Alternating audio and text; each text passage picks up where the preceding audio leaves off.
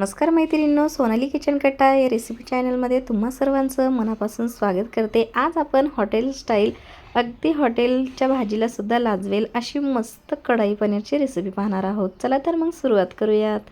तर इथे मी छान असं खडे मसाले घेतलेले आहेत। पॅन घ्यायचं आणि त्यामध्ये खडे मसाले टाकून घेतलेले आहेत। जे काही आपल्या अवेलेबल असतील ते सगळे थोडे थोडे करून खडे मसाले टाकून छान थोडंसं भाजून मस्त अशा पद्धतीने जाडसर भरड वाटून घ्यायची आणि एका प्लेटमध्ये मी काढून घेते। आता पनीरचे छान असे चौकोनी तुकडे करून घेते। त्याचसोबत कांदा आणि शिमला मिरची सुद्धा अशा पद्धतीने चौकोनमध्ये कापून घ्यायची। अर्ध्या कांद्याचे 4 भाग करायचे आणि अशा पद्धतीने चौकोनमध्ये असे काढून घ्यायचे।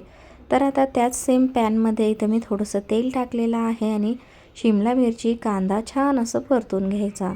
थोडंसं लालसर होईपर्यंत नॉर्मल परतायचा आणि त्याचमध्ये इथं मी पनीर टाकलेलं आहे।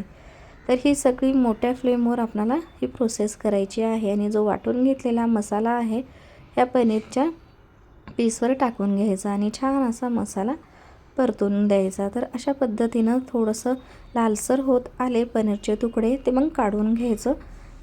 आता सेम त्याच पॅनमध्ये मी वाटण तयार करून घेणार आहे। तर इथं मी कांदा, टोमॅटो, 2 मोठे कांदे, मोठे टोमॅटो, लसूण, आलं आणि कोथिंबीर टाकून लालसर होईपर्यंत परतून घेतलं आणि मिक्सरमध्ये छान असं वाटण तयार करून घेते। आता कढईमध्ये आपण भाजी करायला घेणार आहोत। तर इथं बघा तेल टाकलेलं आहे 2 चमचे। त्यामध्ये तमालपत्र आणि लाल मिरची पावडर, हळद, इथं घरगुती काळा मसाला टाकलेला आहे, कांदा लसूण मसाला, गरम मसाला।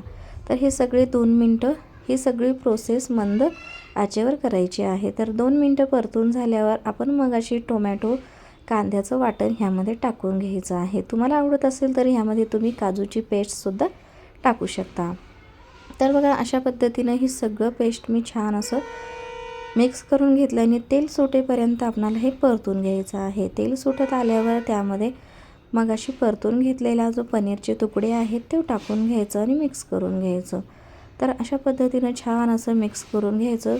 थोडंसं ही भाजी नॉर्मल घट्टसर करायची, जास्त पातळ न करता अशा पद्धतीनं घट्टसर करायची। बघा छान असं पाणी सुटलेलं आहे भाजीला आणि तेल किती मस्त सुटलेलं आहे। मग अशी उरलेला थोडासा मसालासुद्धा ह्यामध्ये टाकून घेते। वरून कसुरी मेथी टाकायची, कोथिंबीर टाकायची आणि थोडंसं पनीर शिल्लक ठेवायचं आणि वरतून अशा पद्धतीनं किसून घालायचं। त्यामुळे भाजीला अप्रतिम कलर येतो आणि टेस्ट येते।